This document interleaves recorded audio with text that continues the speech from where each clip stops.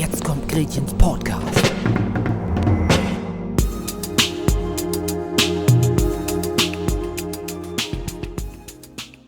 Welcome to Gretchen's Podcast. My name is Marc Hype and I'm your host for the show. Today we are welcoming our very special guest, the outstanding production duo Plaid from the UK. Welcome. Hey Mark. Hey, good to be here, Mark. How are you doing? All feeling well? Yeah, very fine. We're having our very short summer here in England. We have a week of warm weather, so we're just trying to enjoy that. And I don't know about Ed in France. How's things? It's up and down, really, but it's 33 all this week, so it's a little bit much, but grateful anyway. Yeah, we have the same kind of thing in Berlin. It was cold the whole time. There was not really a summer now. No, it's hitting pretty strong in the end again. It's kind of yeah, it's kind of weird. One side of the jet stream, it was cold, and the other side, it was way too hot. So yeah, feel sorry for all of the countries in Europe that had at the moment. Yeah. So let us start at the beginning. How was your first contact with music that made you think more about it than pure consummating? I read you did a breakdance school called Death Squad in '84 already. Yeah, we got into sort of hip hop, or the bits of hip hop we could find in the countryside in England in the mid '80s, we had a breaking crew. We actually had two breaking crews that eventually formed into a larger one with a few kids from Ipswich, one of the bigger towns nearby. Death Squad was one of the names we had. I think we went through a few in just a few years, really. Vortex Posse, England. I don't any others you can remember. East Side. Oh yeah, East Side. We were all based in East Anglia, which is Ipswich and Norwich and those cities in the east of England. You come from the east of England, but you moved to London at one point? Early 90s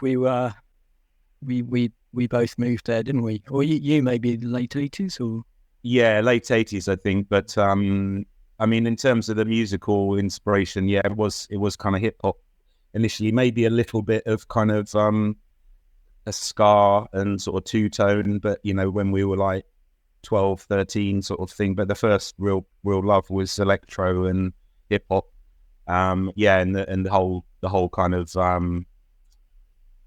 scene, really, graffiti, the graffiti, the dancing and the music, and we tried to immerse ourselves in that fairly early, and moved to London a few years later, when we were out of school.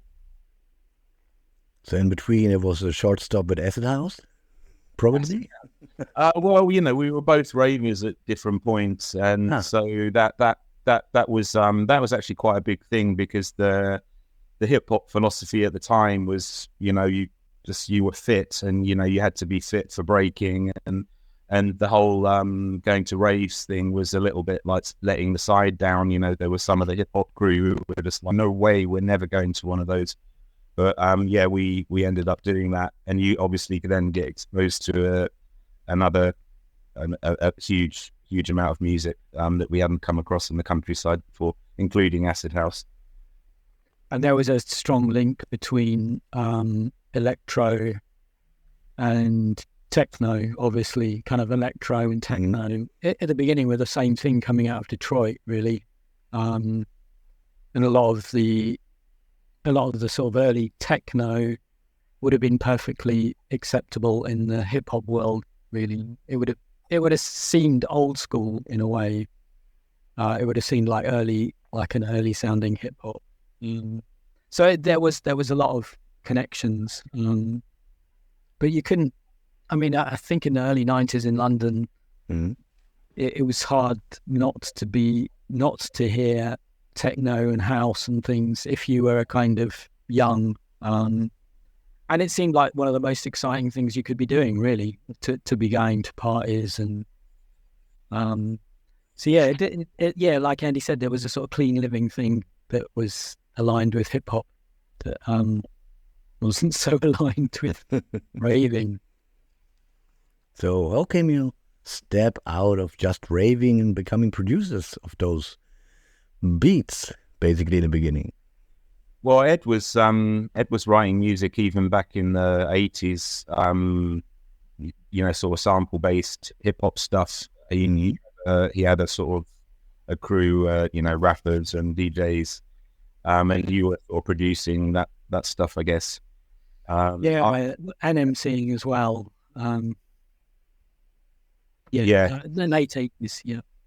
And I sort of got into, I was DJing. I'd sort of been DJing a little bit in the countryside. Well, coming into London to DJ from the countryside.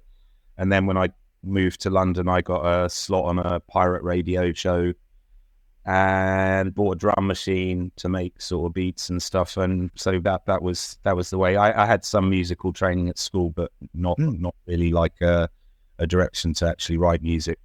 But it was that sort of late 80s period when I think we both started putting stuff together. But Ed before me. Like a Promo and a 727, I think, like not really a hip hop drum machine, like a kind of Latin drum machine.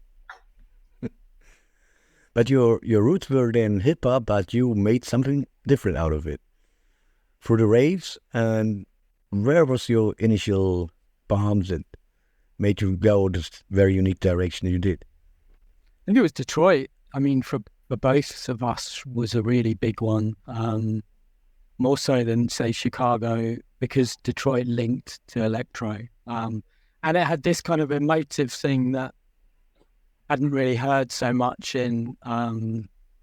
there was there in some electro, you'd get these kind of strings, but it was right at the front in a lot of Detroit stuff. So I think it was this kind of emotional electronic music that was also dance music, was really unique and interesting. And also a lot of that music obviously had links to European electronic music. So it's this kind of interesting fusion that certainly caught me. Yeah, I mean, it's difficult because it's relatively recent, but I mean, people of our age will remember that music distribution was quite different back in the late 80s before the internet. And so, you got to hear what you could be bothered to go and search out. I mean, in London, there was a couple of, a few pirate radio stations and you'd hear stuff there. But in the countryside where we were growing up, it was literally John Peel would play maybe 2 tracks on show, nightly, and everyone would be recording stuff on cassette, and then you'd make compilations of cassettes of all the tunes you like. But in these days of 50,000 tracks being released on Spotify every day, it's kind of difficult to appreciate. Music was different then. There wasn't as much, it wasn't freely available, so you were lucky if you found things, and you were excited when you found some things, because I don't know, it was a little bit different, I guess. Definitely different times. There were even like nice weird genres like high energy. Right, yeah, you just come across a whole new genre and you just knew nothing about it. I mean, because it's just a small crew from one city or another city or something in the States. How would you ever hear that? It was we were aspiring towards Detroit techno, as Ed said, and then I guess also being influenced by the sort of cutting up of breaks things that was happening in hip hop. And then we just started doing it in slightly weirder ways, making the breaks faster or whatever, as other people did, and that became drum and bass. But yeah, it was mucking around with samples, very short samples, basically, and trying to achieve, as Ed said, some kind of emotive Detroit type music. And generally we weren't succeeding, but I mean, there's a couple of good tracks of ours, I guess, that are I like that stuff. But generally we just were making mistakes. We were learning. And we were sort of, there was the burgeoning drum and bass and sort of early rave scene in the UK with, Shut Up and Dance, and in London and quite a lot happening up north as well, and that was all kind of happening at the same time, and it was all influencing each other. But yeah, we sort of were using breaks because we came from hip hop, and then suddenly, kind of there was this a drum and bass thing that started to appear as well at the same time. It's over a similar time period and by similar, people who have similar backgrounds and scenes. Yeah, followed the technology quite a lot. Computers in the mid '90s, I suppose, but before that, very expensive samplers. But yeah, it kind of people used what was available to them. Yeah, the S900, the Akai was sort of so influenced the sound. It's like this mono thing, and not that much memory, and and it's kind of what everyone used at that time. Yeah, 12 seconds. That was a simple time. You really was thinking about what you did with. Unless you sample it really fast, and then turn it down. It was the other trick, true. So in '89, your first release came out, like Black Dog Productions, right? Yes. The first we'd been writing music for a year, just over a year before that, and we had some connections with a record shop in Soho called Black Market Records. And the guy who used to run that, Rene, I'd been buying records from there for years with the DJing thing. And when we started getting some demos together, I put it to him, and he basically said, yeah, there's this guy in the States called Larry Heard. And, we were like, whoa, Mr. Singer, suck. And he would be into sort of producing up your EP, but he's busy at the moment and blah, blah, blah. And obviously being young, we kind of waited 6 months, I think. And then we were just like, oh, well, this is not going to happen. Let's just do it ourselves. And so that was Virtual was the result of that. I think we did one day, we hired in a better sampler, an S1000, which we couldn't afford to buy, but we hired for a day or two. And we wrote the tracks with that and the gear we had already. So yeah, that's how we kicked off. But you changed to Plaid in '91. Why is that? Well, Ed and I were living together at the time. Ken was the third member of the Black Dog, and the studio was at his place in central London. We were a little bit out in North London, and so we couldn't kind of get there every day. And we were writing a lot, and so Ed and I just put together some tracks at home and decided to put them out as an LP.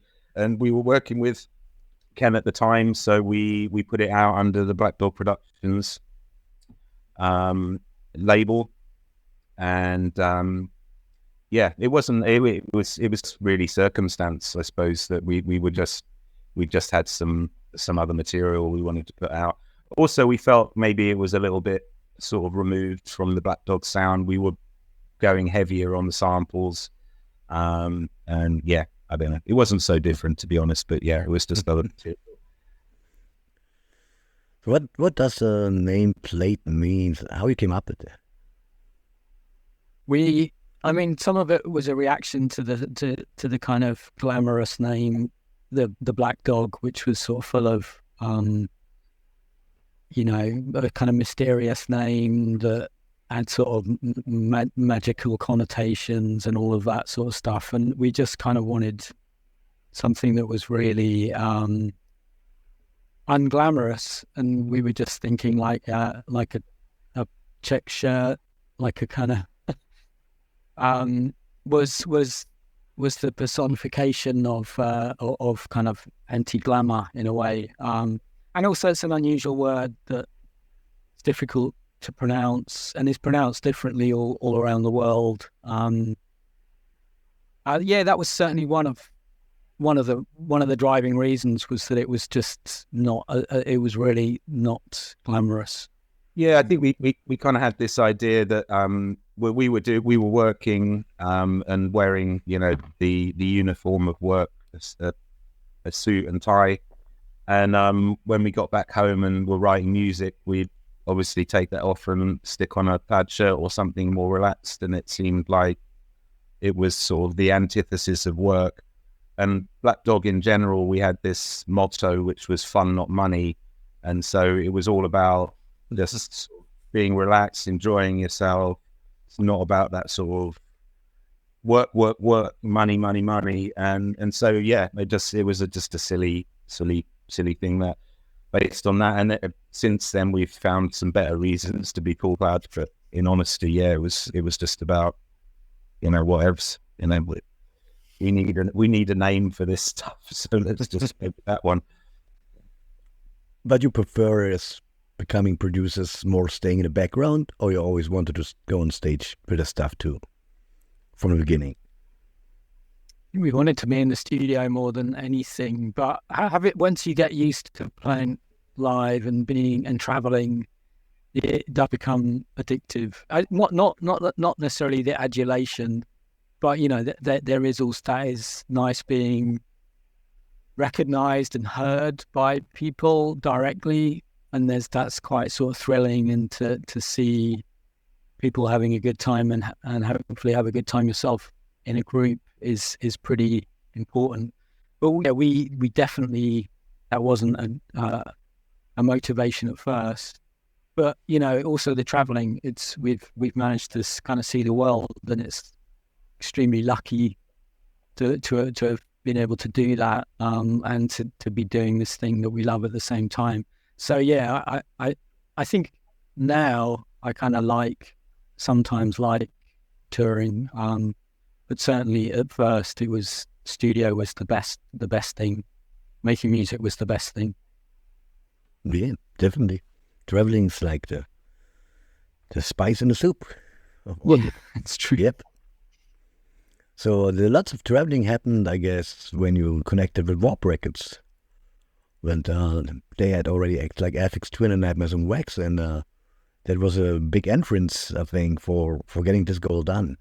Right? Oh yeah, we were delighted. We got a fax. On our early records, we put a fax machine for people to contact us. Obviously, again, big pre-internet and stuff. And we got a fax from Rob, one of the founders of Warp, one day, and he was into one of the tracks on the Plaid album we put out, and yeah, I mean, we were delighted. We obviously knew the label; they were really strong. They'd had chart success in the UK, you know, with some of the early release LFO and stuff, and yeah, we couldn't believe it, and so we were already slightly tied up with some other deals, so we ended up doing Bites with them first off, which was like a compilation album that we used various pseudonyms, and that's actually just been re-released very recently, a few weeks ago. It's a 30th anniversary release. It's cool. Nice. Also, this Asia tour with Björk was a big entrance. To get connected to her, as she was a big fan from very early on.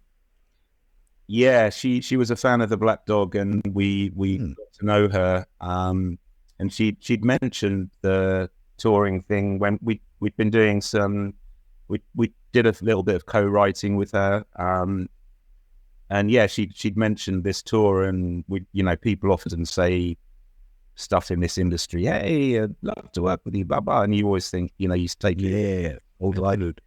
But 6 months later, she came through, and we just actually split with Ken, so we were just sort of Plaid. At that point, we decided to leave the Black Dog name behind, and so she invited us on tour, and we did the Asian leg of her post tour, and a bit of South America. Then she lost her voice, and so the tour got truncated. But it was about a year we were on the road with her, so that was incredible. Getting to see China, for example, and I know Thailand, these places I'd never been, probably would never have gone to without. So yeah, it's pretty cool. Yeah, it sounds very interesting. 1 year on tour is a challenge on its own, especially with this kind of big production. Yeah, it's all been downhill from there. You know, that was like 5-star, everywhere you go, that 5-star hotel, because we were in the band. So like we were treated extremely well. You have a huge crew of people organizing your life every morning, a day sheet posted under your door when you wake up. What do I have to do today? And so we got kind of institutionalized, and then got back to England after a year and had to work out how to put our shoes on again and stuff like that. Crazy. The gigs are high pressure though, because there's so many people, but everything else is pretty easy going because you just get carried around everywhere basically. Yeah, that's true. But yeah, of course, you needed to deliver on stage. It just sucks. So you also did a lot of remixes around, like for Nicolette, and later also like Goldfrapp and Red Snapper. Mm-hmm. How would you describe your own style, your music genre that you're, somebody coming to you to ask you for a remix, what would you tell them what they could wait? I think it's often to do with harmony and melody, not always, and that's often leading. And I probably, if you ask other people that know our music, they might identify that as a feature. I mean, most music is kind of about some kind of harmony or melody, but that's not really saying much, though, is it? Really? So, I guess the other ideas. Well, I would say that we've never particularly liked being pigeonholed. I mean, there's so many more genres now than there were when we started out, and I don't think we were ever neatly in one at the start. If anything, it would be electro or very early techno. But even then, I don't think we ever we kind of would maybe trying to be a bit odd or make. I remember sort of conversations like, you know, we want to make the music that we can't find. You know, we want to make this music that we literally isn't there at the moment, and so we were trying to make something new without any particular direction. And so I would say that we've experimented with lots of different styles. You know, from very down tempo stuff to very fast stuff, from very hyper melodic stuff to brutally stripped down stuff. I mean, I wouldn't say we have, it's terrible to say, I wouldn't say we have a style. If you quote that as the headline, that'll come across all wrong. But I'm not saying we don't have any style, but I just say we're not writing a specific style every time, if that makes sense. Yeah.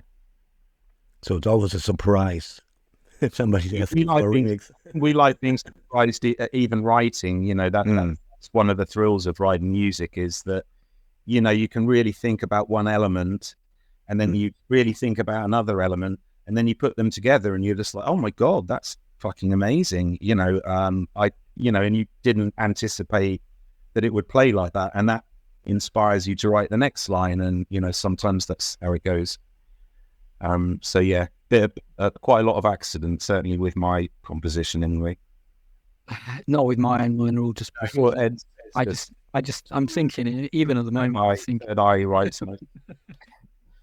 think something is sound palette as well. We definitely both kind of liked things like FM synthesis, and so part of maybe a Plaid sound is partly the palette rather than necessarily even the way it's put together. We like, you know, specific synth types and you know, certain kind of shapes of sound, I think, maybe. So you're still working with analog instruments, I guess, then? Or is it based just on a MacBook nowadays compared to before?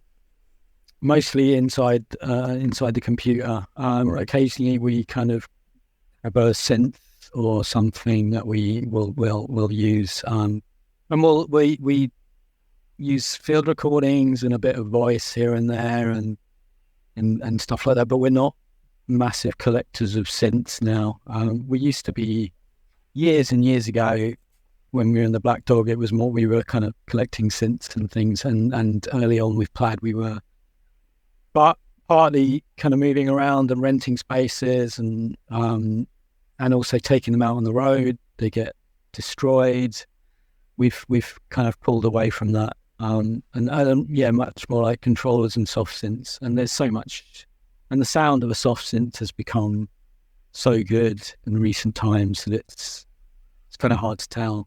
But in my dream, I would have like a kind of Hans Zimmer-esque studio somewhere, just because it's nice, not because it sounds any better really, just because it's kind of nice to have the physical, this physical space around you. So, well, one day. But you also put some effort in putting like your visuals out, like when you put in Bob Jarek as a video artist in 2000, right?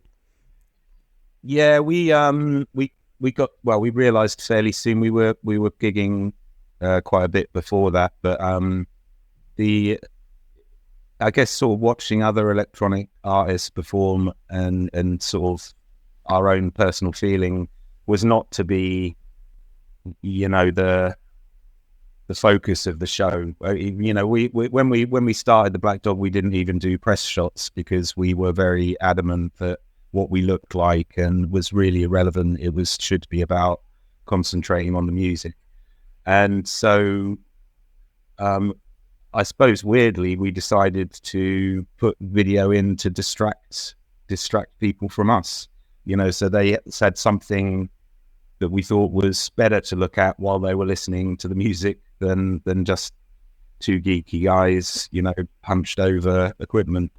And so we worked with Bob for many years, and then Ed wrote a really cool patch for a couple of tours, and then we're working with another AI video artist at the moment called Emma Capnet. But yeah, we've tried to make it an AV show, a good AV show from around 2000ish. So for 20 years or so. Yeah, I mean the notable Gritty Baby, right? That was the first big shot with that. Right, yeah. Well, that was a surround sound release. That apparently people don't like listening to stuff on DVD. We were so happy with it. So what was the idea behind that? It was basically there was sort of 50% stuff that we'd been using when we'd been touring, and 50% new material that we wrote specifically for the project. But yeah, the idea was just to put out an audio visual release in surround sound, because surround sound had just was a new thing. Hasn't really taken off particularly, but from an audio point of view, it was kind of fun to be able to do that, produce something that someone could listen at home in surround sound. Theoretically, there's not many people bought surround sound. Yeah, we played it in the IMAX in London as well, which was pretty phenomenal. Now I've got power supply. Sorry, just got to grab the power supply for my Mac. Be back. Okay. Yeah, sounds pretty crazy. To have an IMAX screen. And visual thing going on. True. Yeah, I mean, I think they occasionally still do that at various IMAXs. They do gigs, and I don't know if there's one in Berlin that they go on shows. Yeah, but they never do shows here with that, I think. Straight movies, right? Yeah, I think maybe it's the clientele when they do a show. So with this audiovisual approach and, of course, new music and touring the world, how are you preparing a live set? We do have rehearsals sometimes, and it's...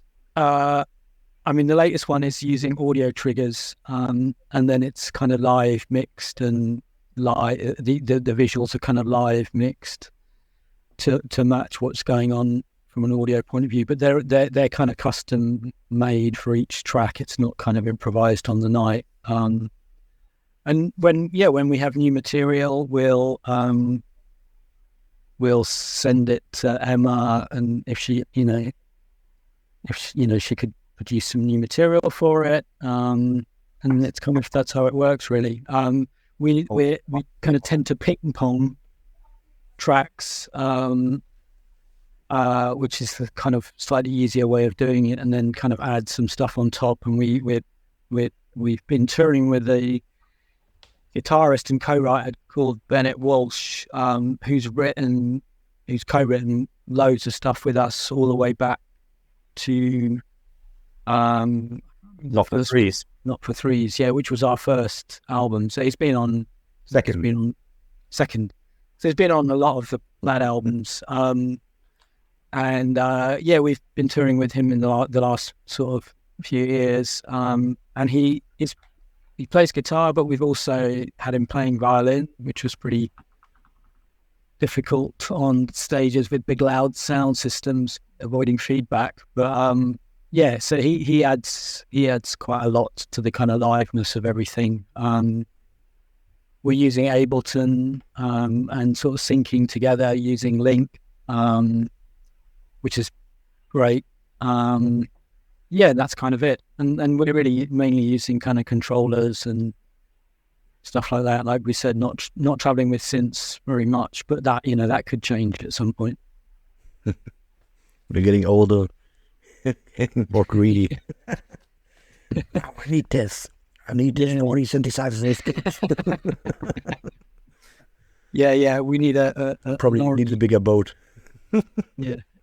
No, I mean, we're just backpacks, at the moment, which is and we were traveling with our own screens and projectors, but even that was just becoming really expensive, buying all the bags, and it's difficult. You did really a lot of remixes and worked with a lot of musicians and bigger names together. So besides the Björk 1 year craziness, who were like one of the most great experience to work with together? Probably the Gamelan. For me, I'd say maybe the Gamelan group from the South Bank. They had a composer in residency there, Sapanga, and we were, I don't know for what reason, invited to work with him and the group to write some music for a performance, which we've actually then gone on to perform several other times in different cities other than London. But that was really mind-bending, because obviously the instruments aren't tuned in a way that our ears are aligned with. So when you're first thrown into that, it sounds like it's a mess, it's sort of everything's out of tune, but it's so strange how the brain works. Within like a day or two of hearing it, you realign the spaces between the notes, and you start to kind of hear it. But yeah, that was really crazy experience. That was really fun. Big group of people as well, like 30 or so people. Interesting. Yeah, and in terms of remixes, we've done so many. It's hard to pick any kind of one remixing experience. Well, we tend to approach them. I mean, we often write something from very minimal elements and kind of write a whole new track around it, and that's kind of one of our approaches. So our remixes can take a long time. It can kind of take weeks and weeks sometimes. But yeah, I mean, we're still doing the odd remix here and there. But yeah, a lot over the years. Got an orbital one coming out this week, I think, actually, which is into. So now some short questionnaires. Ibiza or Bali? Bali. Bali. Why? Everybody's going to Ibiza.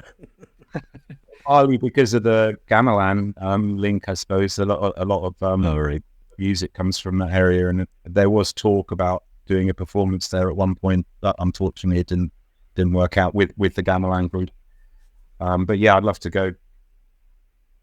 Yeah, also its location, it's kind of, Bali's close to lots of amazing places, and we've kind of been to Spain and quite a lot. So it's a bit more kind of Bali sounds a bit more interesting than Ibiza. Yeah, depending on the view, but yeah, I would prefer Bali now too. We've never. Well, I don't know. I don't think you've been to Ibiza either. No, it's really just from like all of the countless people saying stuff and documentaries and various. Yeah. So I know, I'm sure I'd love it. Apparently, it's beautiful, and it is. And there's some great sort of music scenes there. So I'd like to do both. There you go. One of the guys on the label lives in Ibiza, and he's always he seems to love it there. George, and so I'm sure they're both lovely places. It's a lovely place, yes. Yeah. Fish and chips or pizza? Pizza. I don't eat actress. I do eat fish, so I'll say fish and chips, but I love pizza too, obviously. So there's no better. It's just take whatever comes to across. A fish and chip pizza is totally possible. Yeah, it's possible. I don't know that it's really good tasting, but it's possible. Digital or analog? Oh, that's difficult. But probably digital, actually, because I think it allows you to do more than you can do with analog. There. Well, yeah. Well, because of FM, I would say digital. And because of samplers, I'd say digital. You know, we forget that the samplers are digital. True. It's still kind of like a MIDI analog studio thing, but yeah, of course it's digital. We're still from a digital old school era in this case. Yeah, that's true. Would you change anything when you could start all over again? And you might as well. I'd put a bet on a race I knew that was going to win, I guess, and have more money. I'm pretty happy in general, though. We're so lucky to even be doing it after 30 years. The current climate is very difficult, and so I think I'm just super happy that we can even still do this. No changes. Yeah. I mean, apart from a few global mistakes we've made, no personal level. Yeah, we've missed a few opportunities, maybe. We could. Yeah, the sort of climate catastrophe would have been good to avoid, but hey, here we are now. So what holds life? Yeah, personal level, we've been extremely lucky, so. Yeah, absolutely. You made your way. What holds the future for Plaid? I think probably more of the same, making more music. We're kind of there's some quite interesting stuff happening with AI and music at the moment, and we're exploring that. It's not really totally in a usable form at the moment, but in terms of synthesis, it's about the most exciting thing that's happening right now, I'd say. And so, we'll keep making music, keep exploring new tech, and trying to incorporate that into the tunes. So a bit of technological exploration and a bit of making music like we've always done. Yes, AI is the big question right now, where it's going. Do you think that AI will make you jobless at one point? No. Well, certainly not at this current point, and I don't think ever. I mean, it's getting really good now. You can generate 48 kilohertz stereo files, but it's generic. It can only be. It's odd, right? Because obviously humans learn by listening to other music and then funnel it through ourselves and make something that's approximate but not the same, but it's going to be always influenced by things that we've heard. And AI sort of works like that. It's influenced, but it's not direct copies, but it's not as guided as a human is when they write. It can only refer backwards to stuff that it's heard. It can never, it can't yet have kind of accidents and, where something new comes out of it.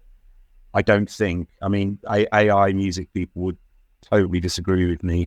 And they're talking, the talk is all of, whoa, we're going to create this genre that's metal with calypso, and it's never been done before. But then it's probably never been done before because nobody really wants to hear it.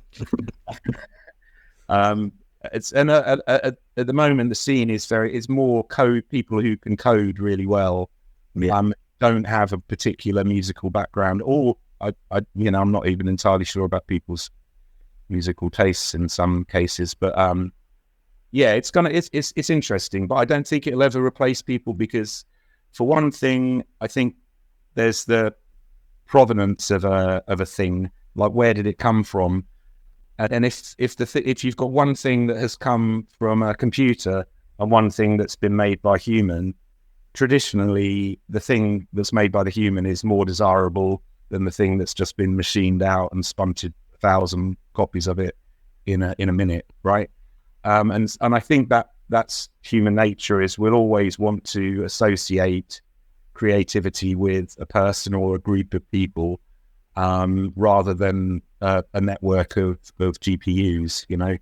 I don't think it'll have the same appeal, but it is phenomenal and akin to magic. I mean, it's just unbelievable if you played around with it. It's really incredible tech. But yes, in terms of what people would actually want to listen to, I think it still will need to be human. Humans plus AI is always going to be better than AI, and probably better than humans. So a combination of using the tool in a guided way, I think, will be the future for some of us. Yeah, hopefully for most of us. Nice one, Ed. Andy, thanks a lot for joining the GRETCHEN'S podcast. Thanks, Mark. It was very Thanks for having us, Mark. Deep insights. All the best for you in the future. Yeah, well, maybe see you in April. We're back to Gretchen in April next year, so maybe catch you there. Nice. All right. Cheers, man. See you soon. Bye. See you. See ya. Das war